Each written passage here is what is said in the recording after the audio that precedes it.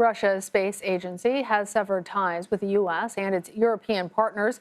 NASA says that the International Space Station is still operating in near normal fashion, but the agency says it is not clear if or when that may change. The Russians also cut off sales and support for Russian rocket engines used in U.S. spacecraft. And Moscow ended commercial Soyuz launch operations at a European Space Agency launch site last week. With more on this, I want to bring in CBS News senior space analyst Bill Harwood. Bill, I remember when the shuttle program ended in 2011, and I was there for the last shuttle launch, and the conversation was about how incredible it was that from the space race, now American astronauts would go up to the International Space Station in Soyuz Russian rockets. And now we hear that this is all in flux, with the space station obviously being one of the most visible signs of U.S.-Russian cooperation. We have cosmonauts and U.S. astronauts working together in orbit for more than 20 years. Can either side operate the station on its own, and how bad is this situation? Well, good afternoon, Lana. And you know, it's very bad. I'm not sure I've ever seen it this rocky since this program got going back in the 90s. You know, as you point out, the cooperation has really been the defining factor. It is an international space station. The Russians really helped NASA out when the Columbia went down, keeping U.S. astronauts on board the station while NASA recovered from that disaster. And then, of course, they sold seats to NASA to carry astronauts up after the shuttle program ended. So in that sense, Russia's really helped keep the station alive when NASA was unable to do that. On the other hand, NASA paid Russia something like $4 billion for those tickets aboard the Soyuz. So the Russians got hard currency for their program. They definitely needed it. But to get to your question, the Russians provide all the propulsion for the International Space Station. You know, you think about it being in a vacuum, but it's really in the extreme upper atmosphere. And over time, the orbit decays. It comes down lower and lower and lower, and you have to fire thrusters to keep it up there. The Russians supply that. NASA, on the other hand, supplies almost all of the usable electricity on the space station, giving that to the Russians as well. Plus, they have gyroscopes that maintain the lab's orientation. Neither side can operate the other systems. They both have to be there for the station to continue in its current form. And that's why all this rhetoric that's going on right now is very disturbing to people that are fans of the space station. Yeah. So NASA has kept a very low profile in all of this, made very few public comments. But in contrast, Russia's space chief has posted a nonstop series of harshly critical tweets, even threats. Are you surprised by the approach that Russia has taken, even as NASA's been quite quiet?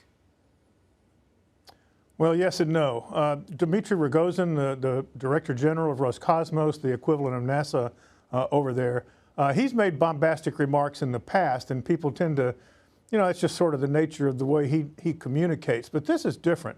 He's even joking about nuclear weapons. He's joking about leaving the International Space Station. And you can't call them jokes in the context of the invasion of Ukraine. So it's very definitely alarming. I'm not sure what this is going to come to, but NASA's been trying to play it very calmly. They want to continue station operations. There's astronauts up there, a couple of flights coming up. The Russians have a flight coming up. And they want that to continue. But how this is going to work in a cooperative venture with the kind of talk that's going around right now, and all the sanctions you mentioned at the very top, huge question marks. Bill, our viewers just saw a tweet by Elon Musk. Obviously, you and I have spent a lot of time talking about his impact on space. That's getting a lot of conversation within these circles. Explain his American broomstick comment and why that's playing into this current situation.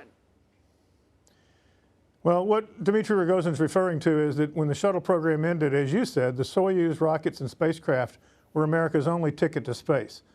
But and Rogozin's talked about that in the past, how without the Soyuz, you know, the station and NASA's participation in it would have been severely hampered, if not ended. But what's changed now, of course, is SpaceX. You know, they're launching astronauts now on board their Crew Dragon capsule. NASA's not dependent on Russia anymore for transportation to the space station. And when Rogozin made a sarcastic tweet last week talking about how, you know, how are Americans going to do this on broomsticks, you know, and Elon Musk sent a tweet back, showing the SpaceX logo, and he said American broomsticks. Yeah. And what he means by that is the Dragon capsules might be able to not only carry astronauts to the station, they may be able to provide reboost capability to make up for the Russians if the Russians, for whatever reason, pulled out of this. But everybody's hoping it won't come to that, but it's hard to see how it proceeds normally at this point. So that's a really interesting point, Bill, because obviously you think about the possibility that all of these different innovators for commercial space might be able to supplant the Soyuz capsules and getting astronauts up to the space station. But I was thinking that they couldn't operate the thrusters or other parts of the ISS that are Russian controlled. I'm wondering two things. One, is there a real chance that one or both sides might actually pull out of this project? And I should note that there's actually 15 countries that are involved, though Russia and the United States are the most prominent among them. But is there a chance that if Russia were to pull out its cosmonauts, that other American companies might be able to operate the ISS with our other partner companies without Russia? Sorry, our other partner countries. Well, really, it's not. Right. It's really not a private endeavor when it comes to space station. I mean, SpaceX is providing hardware, but NASA pays for it. So that's all part of a NASA program. It's an open question. Could NASA support the station and keep it in orbit without the Russians?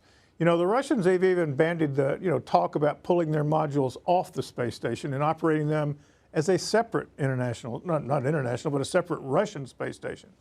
That may be possible if it really came to that. I mean, that would be a drastic step. And whether NASA could keep its part of the station operating without the Russians remains to be seen. Some of it would depend on how much time they have to prepare and whether or not SpaceX or other companies, there's a Cygnus cargo ship from Northrop Grumman on the station right now that's designed to provide a little bit of reboost. It's a first since the shuttle stopped flying. Whether they could fill that gap in the near term and keep the station operational really is an open question. NASA hasn't addressed that. They're hoping it doesn't come to that. But certainly it's what people are talking about. All right. Bill, I hope it doesn't come to it, but appreciate all your insights. Thank you.